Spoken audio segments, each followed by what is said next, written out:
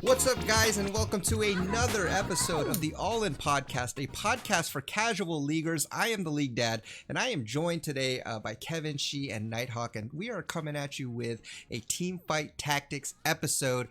We love TeamFight Tactics. In fact, it's probably the game that we've been playing a majority of, but we still love League as well. But today we're all talking about 9.5, the patch drop last week, and last week we basically talked about all the changes that were happening, kind of doing a little bit of theory crafting and seeing what might be strong. Well, now that the dust is settled and a week has gone by, we're here to kind of talk about what has emerged to be strong and maybe weak, certain comps that might be fun to try out, certain items that have risen above the pack to build on certain people, and just give you all our overall opinions and thoughts heading into the rest of this week and in this patch. So how you guys doing? Kevin, let me start with you. How has your week been? How you enjoying the patch on TeamFight Tactics? How's your climb going? I just hit diamond before I hit this game, so wow. Podcast, so okay, it's been going pretty well. I got 2 first places in a row, and I was like, "Holy shit, I'm diamond!" And then I had to get onto the podcast. So well, I've been having a good time. It's patch was rough. I hit plat 1 5 times, which sounds impressive until you think about it. It's impressive when I'm still in gold. So you're at the point where you're losing a lot more LP than you're winning. Yes. If you last place gives me like a -50, and first place gives me a +37. I think it is a 38. So okay, I'm still at the stage where I get a lot of LP for first place. Yeah, I'm in the same way as you, Nighthawk. What rank are you? How's your climb going? How's your week been going?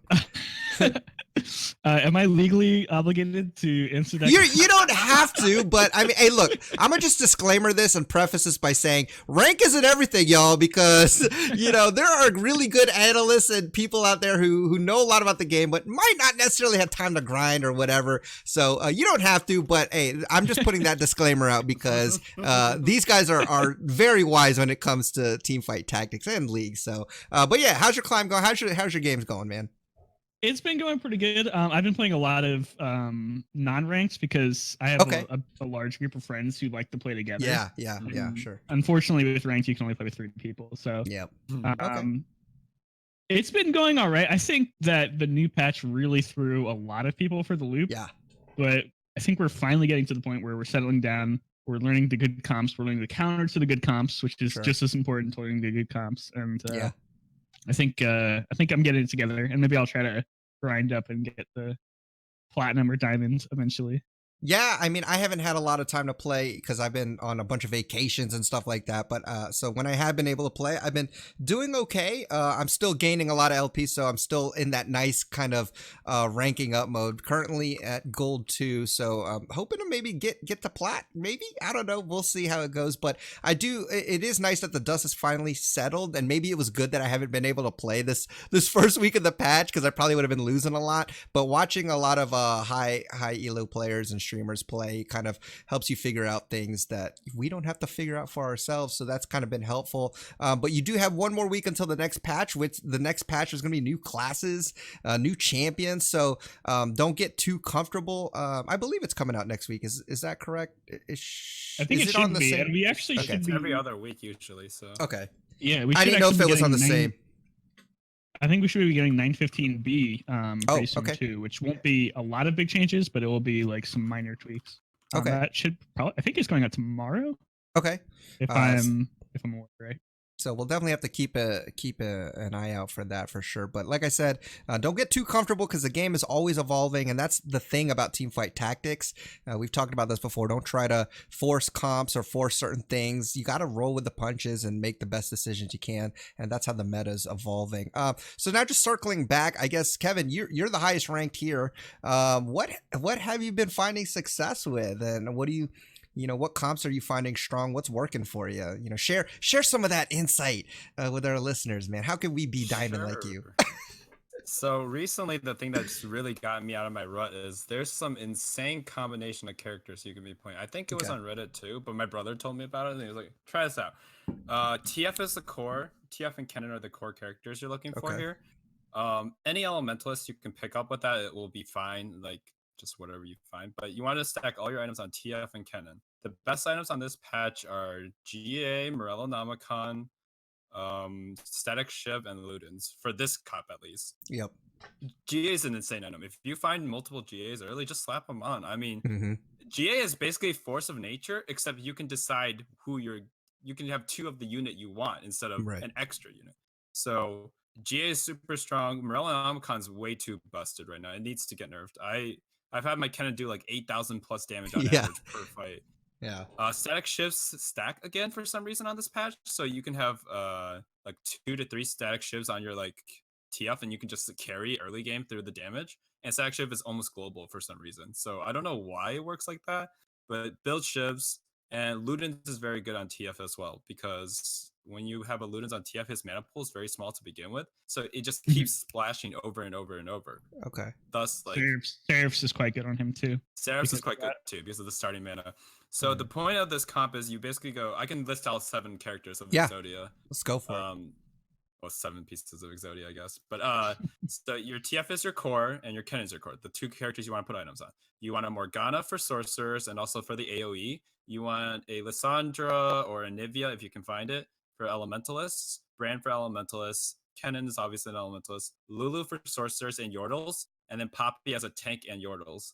So why this is so strong is you don't place them like a typical team comp. You don't place like in a lot of team comps you might put like a tank in the front and then the midliners and the backliners. For this comp, you clump them all up. You have your backline. It's hard because I can't just visualize it. Yeah, that's okay. Yeah, but basically you have like your TF in the back. You can put your Brand next to him and then Lulu next to him. Then you put Kennen, Poppy, Morgana, and Lissandra in whatever order you want right in front of him. So you only have a midline and a backline. Whenever he throws a blue card, this comp literally just smacks the enemy team out of the...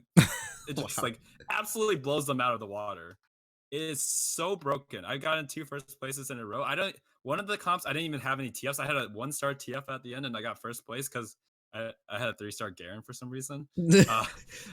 But and then the second time I just beat him up like 50-0. So I can definitely vouch for this comp just destroying everyone, and no one picks TF. So yeah, that's what I was going to ask you. You know, I actually like that you started with this comp because it's like I can't remember the last time I picked TF, you know, and so that's pretty interesting because how far have you found it like to be consistent? Like as far as you like getting this, are you able to build it pretty consistently, or have there been times where you're like, okay, I need to abort because a certain piece like is missing? And what is that piece? Is it Kennen? Because I feel like Kennen is sought after a lot. Like what's your... Kennen is typically the piece you're seeking. Like if TF only gets to 2 stars and doesn't have all his items, it's still usable.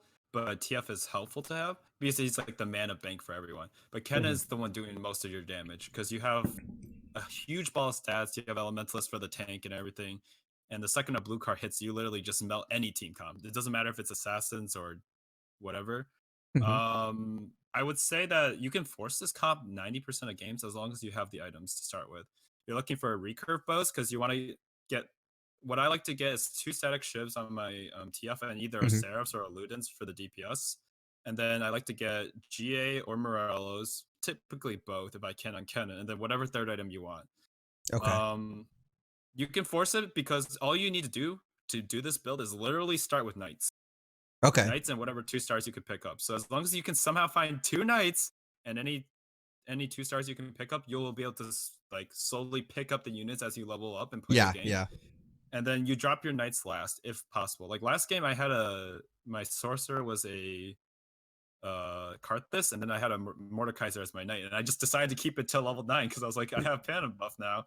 Yeah, so it's very flexible, and as you practice it more often, you're just going to pop off. But Static Shiv will do the damage for your early game. Like 1 TF with a Static Shiv will do all the damage you need to not bleed out, basically. And then you just... And when are you looking to make that? And I think we'll talk about this a little bit later because I feel like this is more of a strategy point. But when do you feel like you pivot? Like I know you said start off with Knights, but when are you looking like to actually make a switch and transition?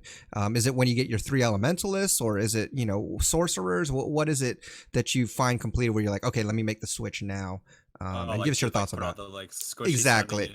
Yeah, like to actually get your synergies together and make it come online. Is there a certain point? Yeah, Elementalist. I mean, obviously, the second you assemble 3 Elementalists, if Brand or Anivia shows up, you just slap that in. It doesn't matter Okay. what you have before. Slap Yeah. that in. That's always good. Yordles is a big power point. If you Okay. have like a 2-star Lulu or 2-star Kennen or a 2-star Poppy somehow, you put those in, and the 3 Yordle buff is 30% dodge. So that's also really good. Sweet. And besides that, usually you don't like slap it in. You can kind of tell based on what you have. Like if you have a bunch of 2-stars like a Nidalee or whatever sitting there, you keep them in for quite a while until you start bleeding. If you start bleeding, then you need to start putting in your synergies. Okay. It's hard to describe because every scenario is different. Sure. But you generally Elementalists you have to, Yordles you can, and Sorcerers is insignificant because you're not using TF for damage, and Lulu doesn't do damage. And the last sorcerer in that comp was Morgana, who kind of does damage, but that 45% buff is not worth you being squishy. So when Remember, you're hitting 2 stars, sorcerer buff. slot them in. Sorcerer buff hits all units, not just sorcerers. Oh, that's true. That's okay. true. It does hit all units, but there's not that much magic damage except for Kennen. Kennen's insane. And didn't they It's nerf pretty good Kennen? If you have, they nerf Kennen, but with the ninja buff, it's Gotcha. around the same. Manageable. Okay. And with the Morel Namicon buff, it's literally better. Wow. Okay. Well, I guess it's not buff, but Morel Namicon still does 25% max health damage. So anything that can apply that consistently is just insanity. Yeah. Okay. Do you have any questions, Nighthawk, or did you want to throw in that discussion? No, I mean that's like a really good comp. Yeah. Twisted Fate has been getting a lot more attention recently because there's a lot of people who are approaching builds similar to this. There's a 6 sorcerer comp that's really strong right now with Twisted Fate at the core. It's sort of just like, if I get my ults off, if I win, if I don't, I lose. You slot like Karthus in there. Karthus, by the way, incredibly broken at the moment. Just ridiculously levels of broken. Pick Karthus in almost every single comp that you can get him in. He's busted. My high elo friends just say like, drop everything and slap your items on Karthus if you get 3 of them. Oh or my even gosh. Oh yeah, Karthus is ridiculous. I think we're gonna see. So 915B. I posted the tentative battle changes there. Okay. I don't think they've launched the notes just yet, but we're gonna see small nerfs to Pike, Karthus, Rengar, and Static Shiv. Like Kevin said, Static Shiv was really strong, and we'll see some minor buffs to Elise. Twisted Fate, who I think probably. Okay. Yeah, I don't think Twisted So I'm Fate gonna run this comp then. needs the buffs. I'll see you guys we'll have to see. Together. We'll have to see what the buffs are. For Twisted Fate, I'm assuming it's going to be probably something buffing his gold or red card, maybe, because I think the blue card's fine. Yeah. And then more buffs for Vygar and Ruin's Hurricane, which are fine because Vygar is sort of just like a meme unit. He's a if you can stack good items on him, he'll be good. Yep. Yes. But is yeah, Locket still I think good? Kevin's comp. It's Locket because I know they nerfed well, it. Is it? Locket is situationally useful. It's actually incredibly strong early game if you want a win streak, but I would only use it on assassins or like a front line that like you just slap in the front because 4 seconds is only good enough for the assassins or like really meaty tanks in the front. It's just the items that it uses are valuable. Like, for other items. It doesn't really fit into as many comps as it did before. Before you could kind of just slap it on anywhere. Yep. And it would work because plus 200 HP for 4 or 5 people is really strong. But now it's sort of just like maybe in a brawler comp or maybe in a knight comp or maybe somewhere where you could use some extra beefiness up front. But it's definitely not like the obvious win item anymore, which is good. So there are mentioning less and less items that are becoming I win now. That's what I was going to mention because right now it does seem like Morello's Static Shiv. You see Static Shivs everywhere. And specifically, I wanted to talk about Rengar too because I have been seeing this build with Rengar with RFC, Bloodthirster, Static Shiv, or even GA, all of these things. But yeah, so it sounds like they're gonna nerf it. But right now, actually, I've been seeing. I think it's so it's a Void. I've actually been seeing Void, Assassin, like brawler type deals, with the Rengar kind of being a focus. Valcor actually mentioned this to me yesterday, but as I was strolling through, I actually seen a lot of high elo players doing it as well. So have you guys? I haven't actually tried it. But have you guys been able? I just could never get Rengars, but have you guys gotten to try this Rengar carry thing, assassin? I've had it tried on me quite a bit. Okay. I can beat that comp with the comp I posted earlier, and I've only been able to play it once because Rengar's so flavor of the month. People literally raise draft it or pick it no matter what. So like, Yeah. for me, at least at the beginning, the first 5 days of the patch, I saw it every game on like 3 comps. These days, a lot less, but still people are stacking shit on Rengar. Right. It's broken. I mean, it's strong early. Even a 1-star Rengar, as long as it has Shiv or GA on it, just like starts popping off on you. You're just like, okay. It feels a lot like the Aatrox spam we saw last patch. Right. Where I think it just needs a minor adjustment, and then it'll be not as bad. He is really strong, and he's a good item carry because of his ult is such a easy way to stack items on. He gets a lot of attack speed. Yeah. He gets, I believe, extra AD. So and AD with a good scales. Yeah. With the good healing item on him, he doesn't die very easily either. So okay, just a good unit. It's definitely if it shows up, go for it, but do not have that as your game plan because you will be very disappointed in a lot of games. Yeah, I think I tried a couple of those, trying to force it, and that's something that we've talked about. Don't force it if you're not getting it, especially because if you're not seeing them, and chances are other people are trying to get it as well. So, but hey, Nighthawk, I wanted to ask you because I know you like. I know you had an affinity towards shapeshifters. How do you feel about them at the moment? Have you been playing them still? I mean, what comps are you finding fun or at least successful, or both? How are you feeling about shapeshifters right now? They feel a lot better now that the demon meta's not in place. It helps a lot, but I don't think that they really gained a lot of as much strength as I expected them to. I thought that once demons were out of the way, they would take the spotlight because all of the units got buffed. All of the units are good. I think the persistence of anti-healing items hurts them a lot. The small nerf to dragons definitely didn't help make Shyvana a lot less reliable of a super super hyper carry. Yeah, and well, they're consistent. I think that they're not going to win every game. And I don't even think they win most games, but I think that you can get into a very easily top 3 spot with them. So also, it's a shame. It's a shame. Never build GA on Shyvana. It actually reverts back to regular dragon. Yeah. Oh wow, good tip there. I was like sitting there like, oh my god. Okay, yeah, GA is not good. Building GA on Gnar is actually good for the same reason because Gnar ulting more than once is insane. Okay. That's pretty good. Okay. Yeah, I wanted to ask you about shapeshifters because I actually have tried it a bit, but I felt the same way. I was kind of like a little underwhelmed. I was able to get dragons online, right? And then, with Warmogs, and I think I had Hex Tech Gunblade on him. I wasn't able to get like a Thornmail or anything on him, but he was pretty tanky, but I just felt like I still couldn't get online to where I wanted to. I think I ended up still top 4, like you said, but it just felt really underwhelming compared to other comps when I get them online. And Cheerio makes a good point. Just wait until 6 shapeshifters comes around. Yeah. I think that will be pretty interesting. Maybe throw some power into that. But yeah, I think that might be actually a really strong part because there are no real bad shapeshifters besides maybe Elise, and Elise is receiving a touch of a buff next patch. Yeah. Okay. So 6 shapeshifters, if they actually get their ults off, would be pretty insane. Putting a Warmogs on Gnar or Shyvana, who gets 120% max health, they'll have like 9,000 HP or something like that. So unless the enemy has Morellos or red buff, which every enemy does have, then it's gonna be very hard to kill them. Everyone's running them. Those need to be nerfed. Yeah. I'd like to segue that into anti-healing items. Okay. Because I think that they need the Grievous Wounds treatment instead of completely denying healing. I think it just needs to reduce healing, or at least 100%. Not make it for the rest of the match. I was gonna bring that up if you did a night.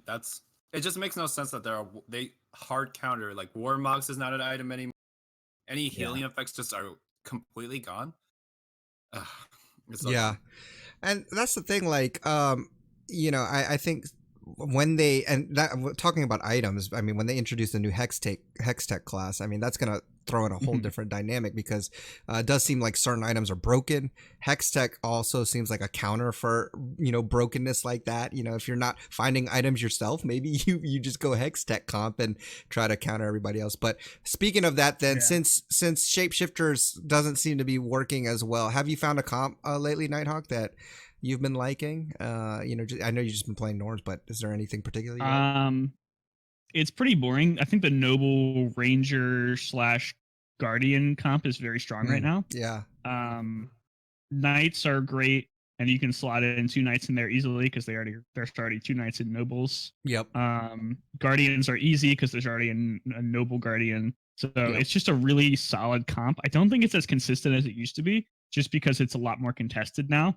You'll see a lot more people going for that 3 noble comp early, and then not transitioning out of it into late game, because there's always the option to go into 6 nobles now. Yeah. So that's like the vanilla comp to go for, that I go for. But if I'm feeling spicy, I like to go for a 4 ranger comp with Vayne being stacked with like a Rage Blade and a Runins and RFC. Because Vayne, she got a pretty big base attack speed buff last patch. Yeah. So Rage Blade is insane on her. RFC is always good on any ranger because it keeps them out of the action. Yeah. And then Ruin's Hurricane applies her passive again, so you'll just shred through people's wow. Okay, I didn't know that. Easily. That's pretty cool. It applies what we wish it did in the real game. Yeah, exactly. Yeah, it actually works on. Oh god, no. It actually works on all of those things, which I think is really strong, especially if Ruin's receives a good buff next patch. And I just received confirmation from Riot Mork Dog on Twitter that 915B is going out tomorrow. But they haven't released patch yet. Hey, so you guys be on the lookout for that, because as you're listening to this, it probably is tomorrow now. So these changes will probably be live. So some of the stuff when we're talking about items, don't try to just go out and build up, read the notes, try to find out, what changes have been made, because it does look like they're going to make a slight nerf to Static Shiv. Did you say Morello's, Nighthawk? I wasn't sure if you said Morello's. No, they haven't said anything about so Morello's yet. Morello's still might be good for a while. And they're going to nerf Rengar, I believe. They're going to buff Elise slightly. So those are a couple of the changes that you want to be on the lookout for. Again, it's not a full patch, but some slight changes there, because and that'll affect how you play the game. But going off of what you said, though, I kind of find the same thing.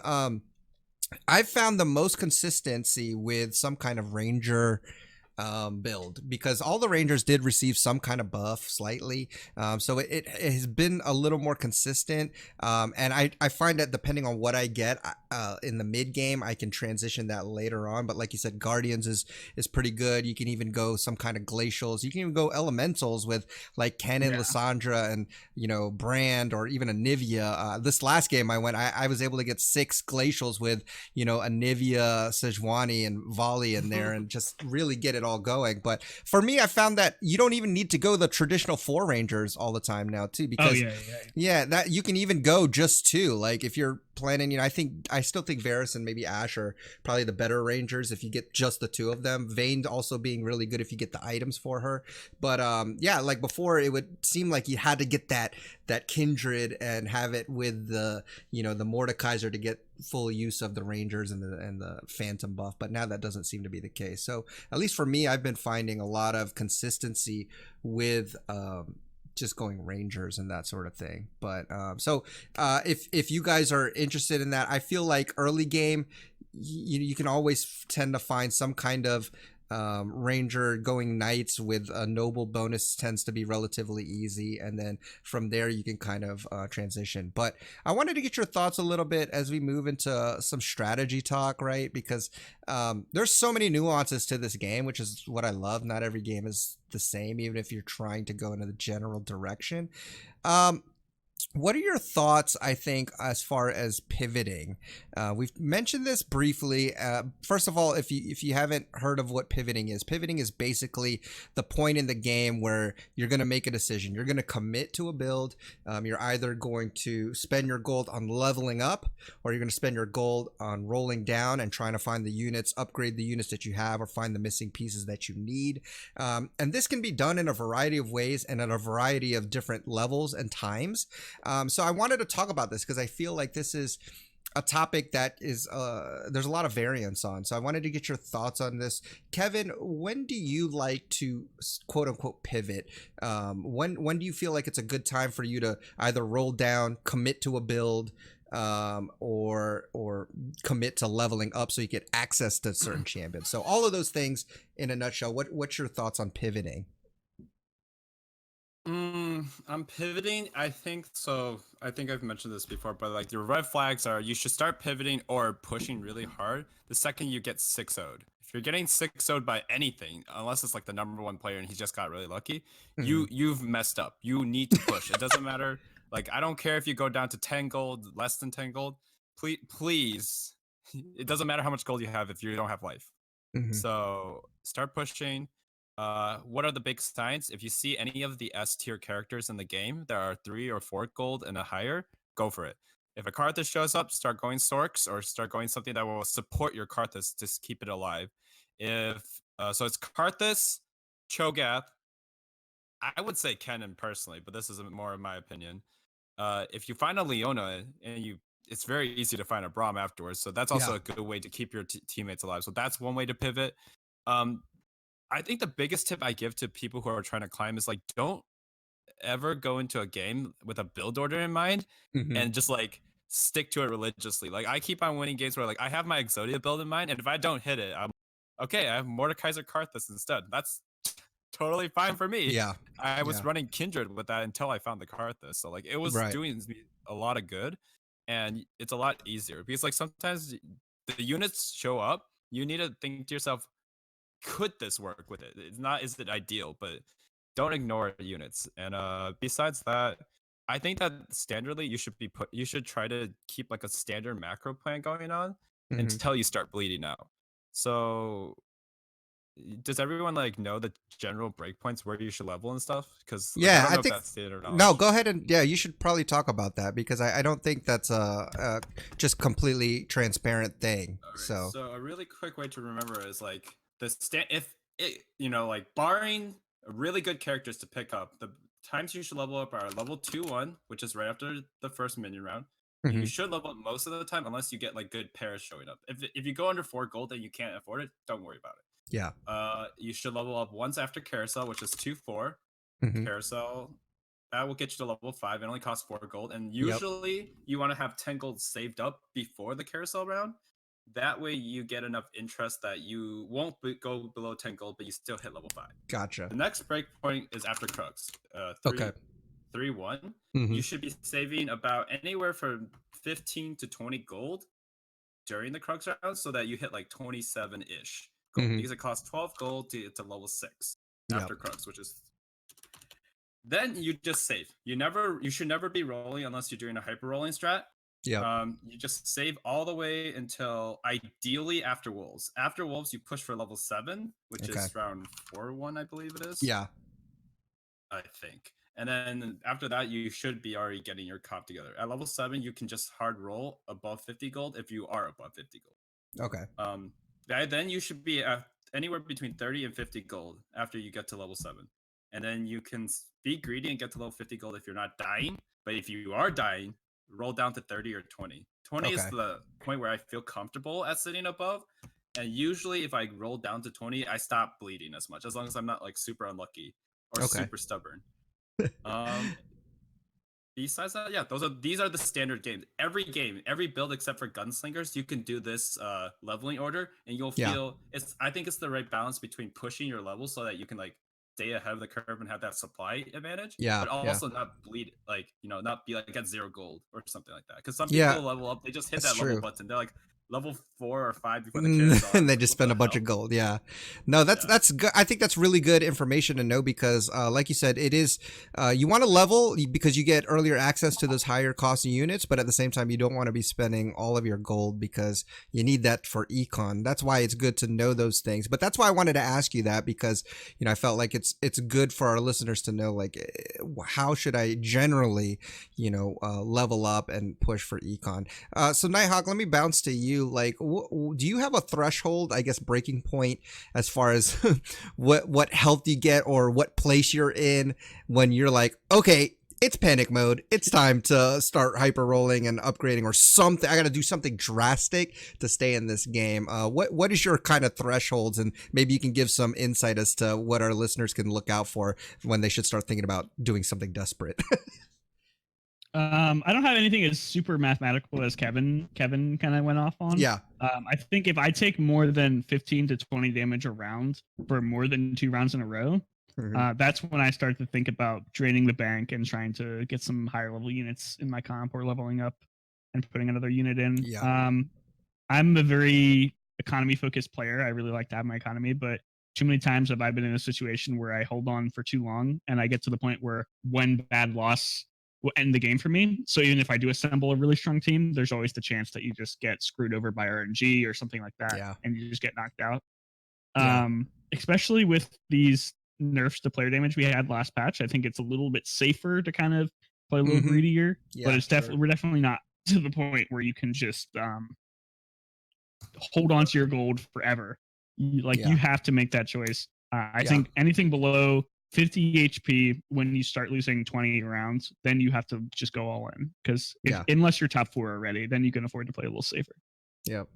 Yeah, I think that's pretty good to know. Like I've tried different things, like, you know, and this is kind of going into another topic of, like, you know, win streaking, trying to win all your rounds early, or, you know, maybe just not necessarily inting, but kind of losing in the first few rounds so that you get a better you get first choice when it comes to the first carousel, completing those items. But what do you guys think? And I'll open it up for whoever wants to take this. What do you think is more optimal? Or is it basically like, if I have a good comp early on, I'm just going to go for win streak. If I have good items early on, I'm going to go for win streak. And or do you int it sometimes if you're just like, all right, I'm not getting anything, no synergies, no items? What are your thoughts on that, as far as what do you like to do in that early game? Are you always trying to win it or lose it, I guess? Because I guess usually if I get strong units, I'll go for maybe a win streak. But usually I just go for saving as much gold as possible and then just using good amounts of gold to level up. When I can level up without losing interest, that's usually when I level up.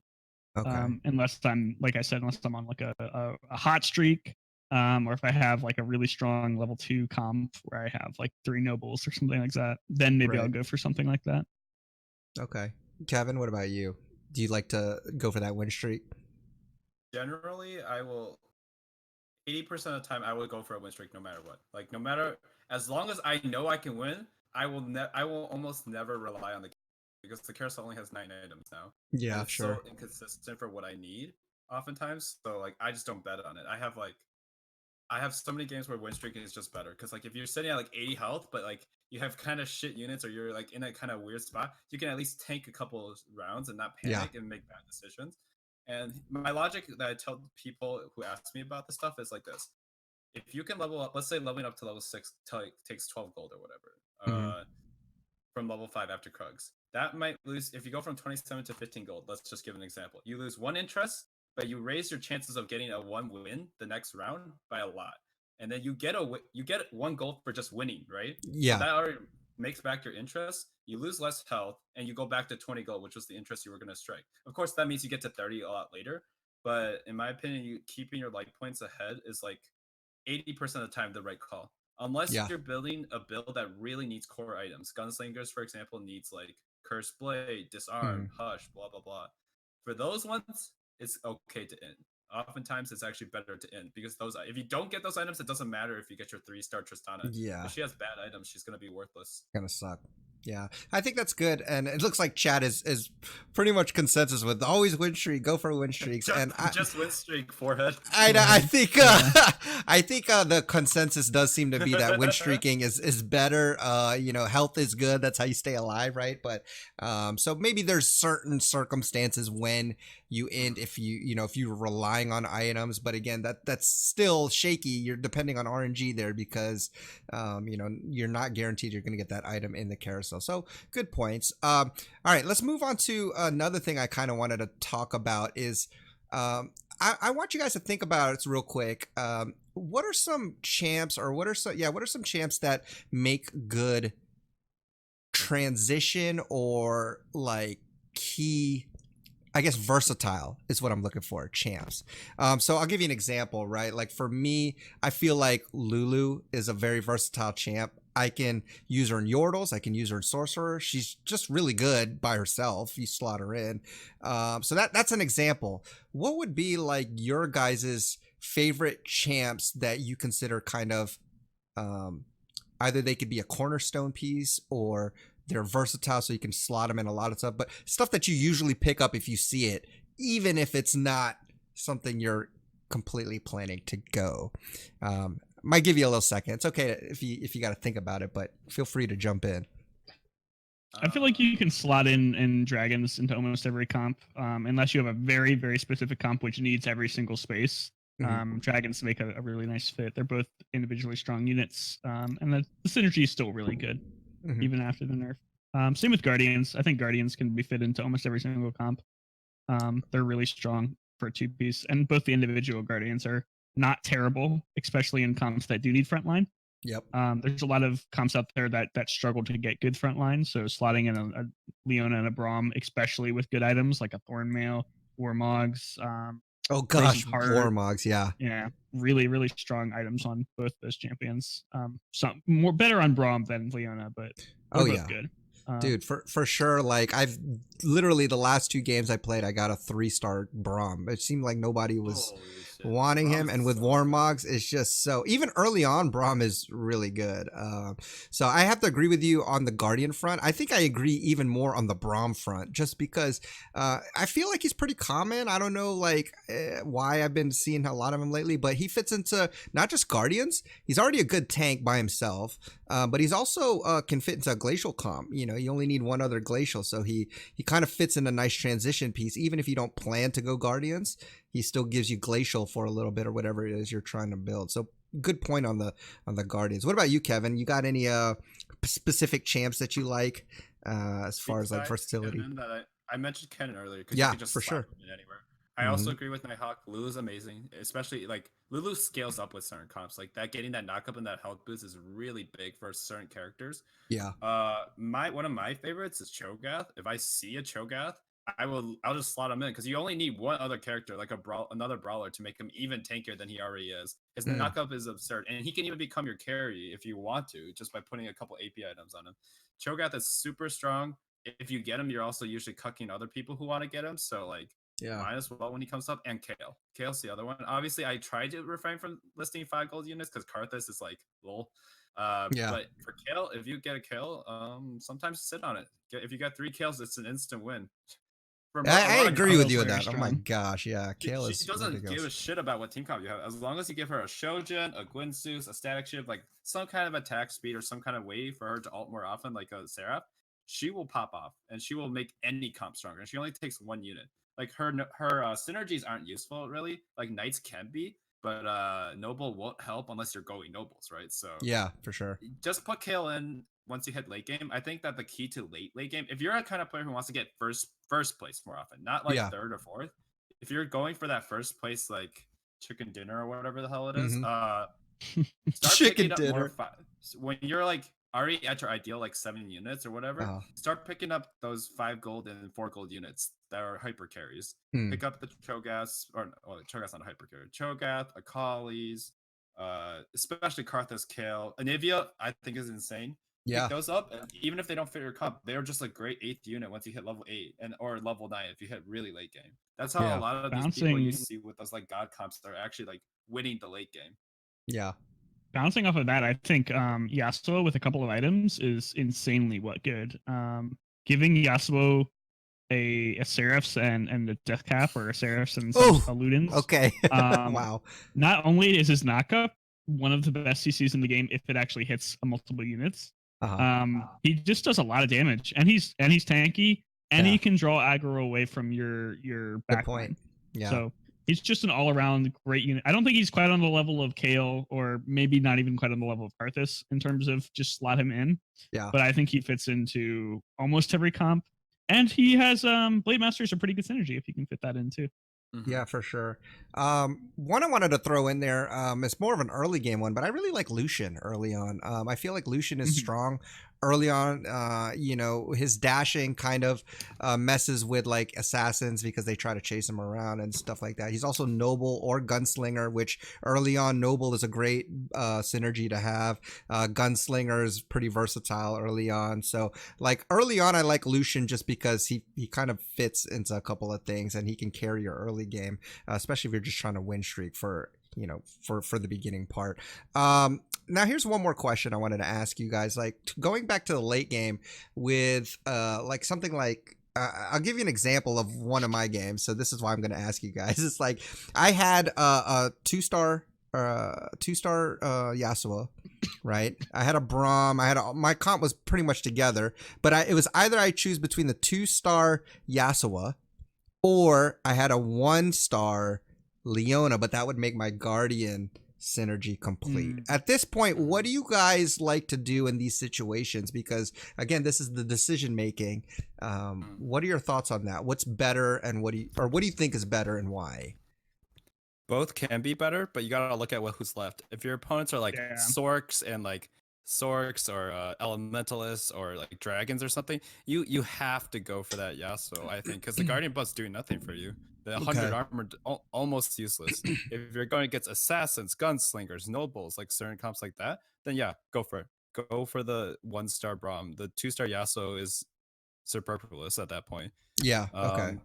You also get a lot more freedom when you're just like making a lot, or you get more consistency, because like you guys have all seen the situations where you're like you stop someone and then the next game you lose like 5-0 and you're just like, what happened? Guardians really lowers a lot of that volatility against comps that are like gunslingers or like on AD comps basically. So make sure to scout, because like at that point when you're making a decision between a 2-star Yasuo and a Guardian buff, there's only going to be like 5 people left in the game. It won't take that long to click between them. So that's what I would do. In general, I think Guardian buff is better than a singular 2-star Yasuo, but that's because I don't like the consistency of Yasuo as much. I do like to use him if I get him, but his issues are his damage are like kind of doo-doo. And his tornado is amazing if he does it right, but it's kind of like a slightly less consistent Cho'Gath knockup, in that sometimes he just hits like one unit and you're like, okay, because he naturally starts away from the unit. I think if they program him to work like Pike, where Pike targets the most things it can stun at the moment when it has its ult. If they program Yasuo to do that, then I would pick Yasuo every time. Oh my gosh. Yeah, Yasuo would be insane. They'd have to nerf him down if they. I think they should do that though. I think they should make his tornado a lot more consistent. And then nerf him down to the point where he's not ridiculous. Because that would make him a lot easier to throw in. And it's fun because his passive Exile really encourages him to just sort of be thrown into any comp. Yeah, exactly. He doesn't really fit any great synergies. Blade Master's okay, but there's no real good Blade Master comp at the moment. So he's sort unless of you just get like 9. Just kidding. 9. Okay. He's sort of one of those units where you kind of just say, "Hey, I need a good unit." Throw him in there. He'll do a lot of damage. He'll actually be fairly tanky because of his passive. Something that is really fun to do. Putting a lot of HP units on or a lot of HP items on Yasuo is quite fun because it amplifies the strengths of his shield. So he can actually be a really good tank if you throw like 3 Warmogs on him or something. Is equal to 800 health instead of 400 health on him. Oh my gosh. So if you get like 3 Warmogs on him or something like that, whew, spicy.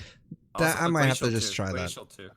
If you add a Frozen Mallet, because I don't know if people know this, but Spatula doubles the effects of the item that was like it would be 2 recurve bows instead of 1 if it's Blade Masters or whatever. Oh, okay. Yeah. So a lot of people didn't notice that little patch. I don't think we mentioned it either because I didn't know the thing until I was like sitting there looking at the stats. I'm like, so say that one more time so that our listeners can understand. So for example, let's say you had a giant spell on your character, right? That's plus 200. Adding a spatula makes it plus 400. Okay. And it works the same way for every item, every base item. Yeah. Gotcha.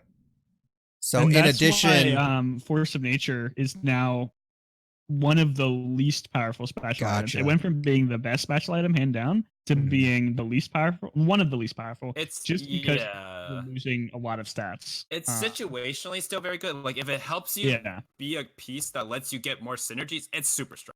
but it's no longer like brain dead. Just throw 2 spatulas. Just throw it in there. Yeah, exactly.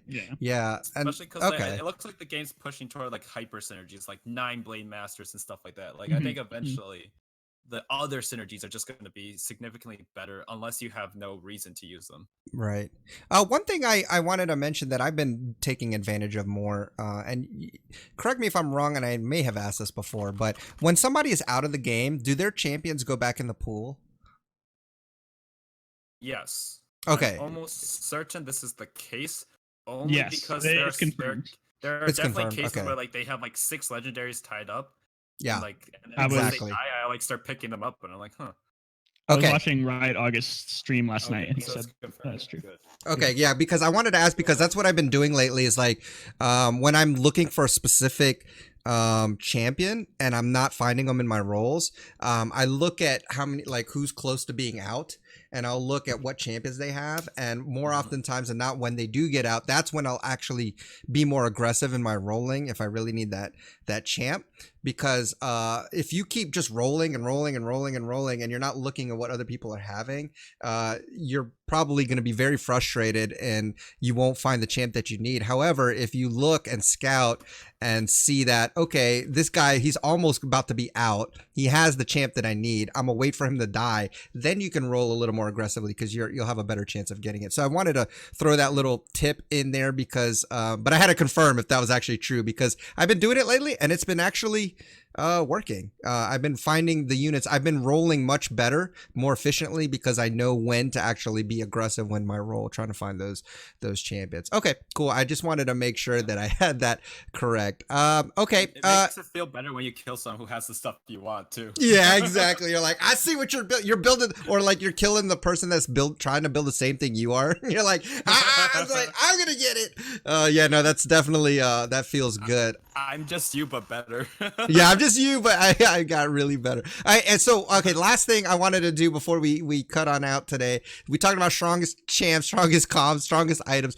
What are the weakest champs? What do you think are the weakest comps and weakest items? You don't got to be in depth, but just maybe things that, you know, you would hope that, or maybe you want to let our listeners know, just don't pick this up right now. It's just not that good. Weakest champion, I actually think Elise is awfully weak. Right now, Elise is pretty bad. Demons is bad. Shapeshifters is okay, but the problem is she's the weakest of them.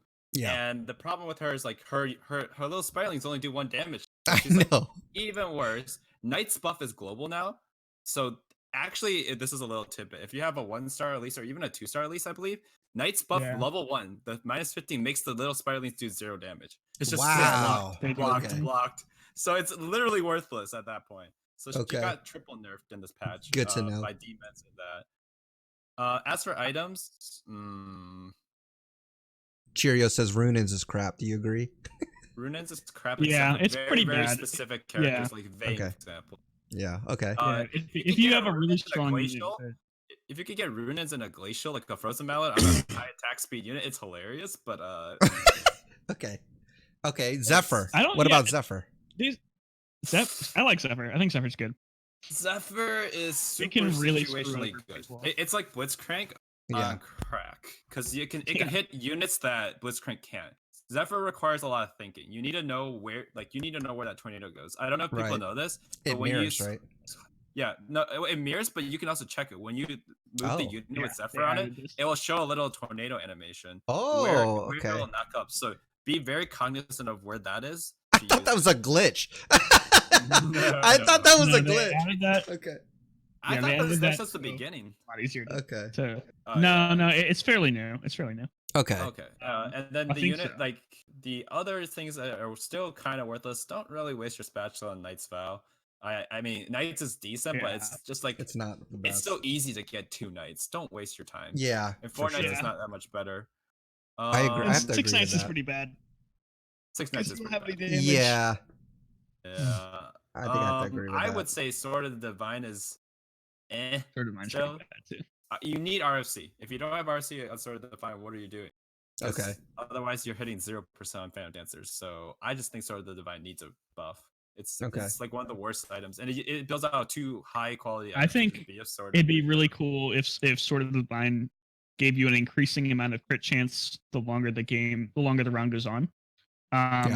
First of all, it's kind of worded that way, so it kind of makes it seem like it would be that anyway. And second of all, it would make it in the same line of like Rage Blade, where the item gets stronger the longer the match goes on. And it's better for crit users. Okay. Everything else is actually quite good. Like almost every other item I could think of has like a good use somewhere. Even Locket. Yeah. Even I know we mentioned Locket. Locket for assassins can still be good, especially when you're like forced to build it. What about Titanic? Titanic Hydra. Titanic Hydra is insanity on. Who would you put that on? Carry. So if you're going to Gunslingers, for example, when you get the Titanic Hydra is probably one of the best in-slot items in the game. Okay. Because it does 10% max health damage in a splash, right? And Tristana is at 20 is like 2,000 health, base health at 3-star. So she's doing 200 plus damage in like waves. And if you build attack speed on her, she does even more effort.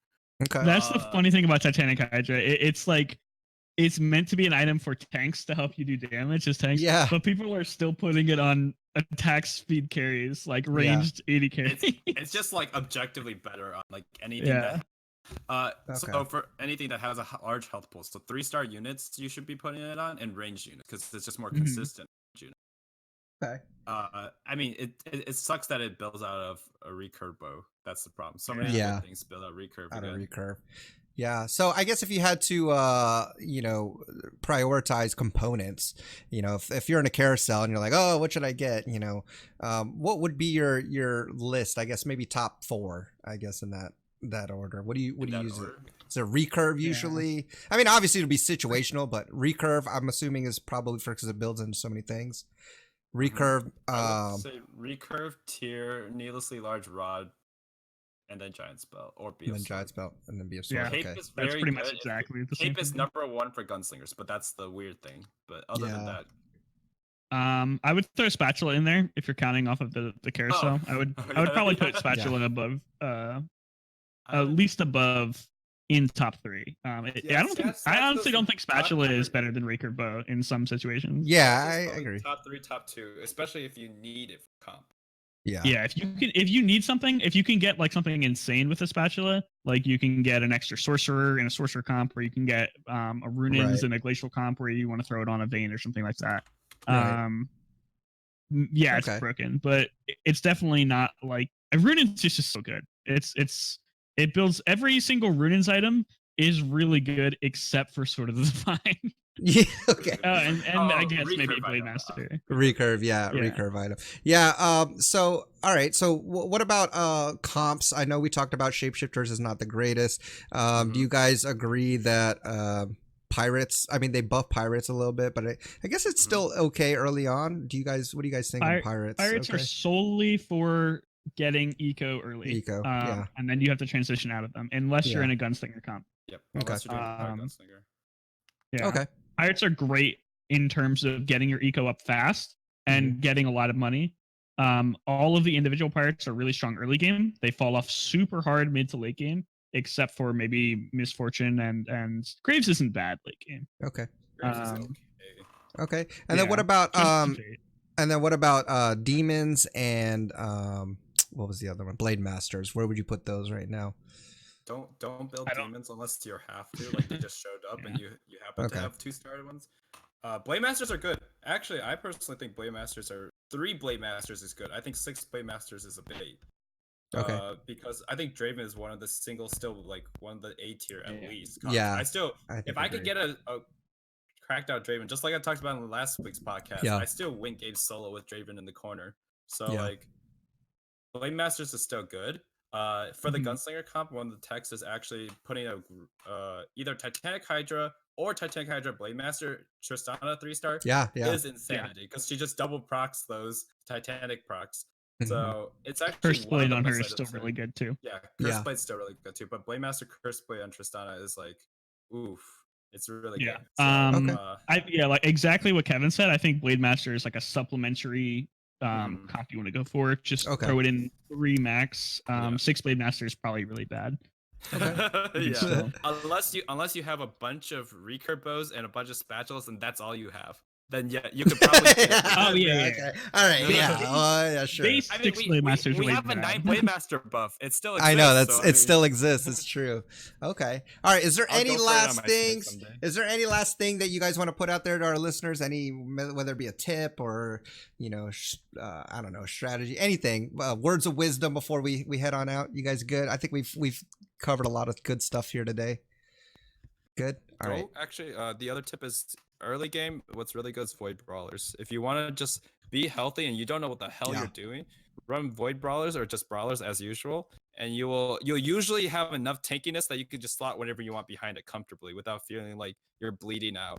Okay. So Void Brawler, Assassin, Void Brawler, Sorcerer is typically the late game comps that are very meta right now. One of them's a Rengar comp, I believe. The other one's an Ahri comp. I haven't run the Ahri variant, but Ahri as a hyper carry is actually quite good. So also try that out. I would definitely push for those if you just like to use Brawlers. Okay. And what do you put on the Ahri there? Ahri is very good. Ahri is. Would you put Luden's Morello's Echo, on? Deathcap, Rageblade. Okay.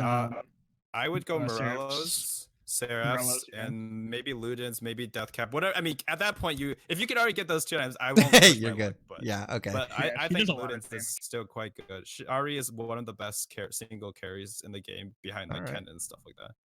Okay. Cool. Would you take Ahri over Aurelion Sol if you had to pick a sorcerer? It's a lot easier to get Ahri leveled up. Yeah. I would use her until I get a 2-star Acel. Acel. Okay. That's usually and what that I do. might never happen, so. Yeah, exactly. Okay. All right, Nighthawk, you got anything? Use both alongside each other too. That's true. Yeah, both of them. Yeah, you got anything, Nighthawk, before we wrap up? You good? If I had to say the worst unit in the game, probably either Mordekaiser or Kha'Zix. I know. But this, okay. Thank you for sharing that because, Mordekaiser, even with the buff, still sucks in my opinion. I think I was saying this earlier. I think his ult needs to happen faster, or he needs to have more mana or something. He just feels so useless. I think he needs the less mana cost. I think they should give him Mordekaiser reworks. Wow, already. I think they should give him his claw instead of his. The claw would be amazing. Oh, Thank you. Claw would be cool. That'd be cool. It's hard for me to talk bad about Mordekaiser. He got me to diamond, so I know. I think this poor guy. We said this a lot. We said this a lot. I think Mordekaiser is definitely a problem because of his synergies. He just can't be good. Just can't be Knights good. are really strong now, and Phantom has that possibility to just win you the game if you snipe a really good unit. Right. So you can't have a really good Phantom on cost. Yep. The only good Phantom is Karthus. Karthus, I know. I'd say Kindred's kind of bad. Really? She's kind of bad. Kindred's literally. I run Rangers. She's okay. Actually. Yeah. I think Kindred can control people really hard with her ults, but I think individually she's just a really bad unit. I feel like she does nothing. She is very dependent. Like, I mean, I feel like with her, you need to get her to kind of come online with a lot of comps, whether it's Rangers or Phantom, that sort of thing. I do feel like she's a linchpin in that. She has saved me a few times. She takes way too long to ult too. I never get into early on. I feel like later on she kind of gets it into gear, but it's very frustrating when it doesn't happen when you need it to. You're like, come on. Yeah. So maybe I just position poorly, but it always feels like all my units just sort of like, oh, you're like, come on, let's get away from that. Let's get out of there. Possible.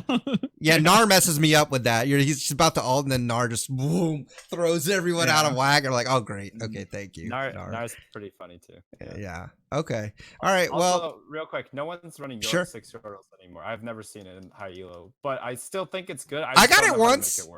I got it once, but it was only because I was going for 3 Yordles, and then again, they just showed up, and I was like, well, I guess I'm going 6 Yordles, and it was actually pretty amazing. So with Sorcerer, so it was, but again, very hard to get. I still like it. I just haven't got it to work. Yeah, it's hard. It's not like consistent, but I would say that if you find them, you know, definitely it's worth a shot. So I think it's still pretty good. So anyways, okay, that's going to wrap it up for us today, guys. We've covered a lot of stuff. If you have any questions at all or something you want us to cover in the next podcast, feel free to email us at theallinpodcast@gmail.com, or you can tweet us at theallinpodcast. I want to thank my co-hosts Kevin and Nighthawk again for being here and sharing their infinite wisdom in TeamFight Tactics. Guys, until next time, enjoy your climb, whether it's on the Rift or on TeamFight Tactics. Try not to get too toxic, and we will see you all on the next episode. Peace.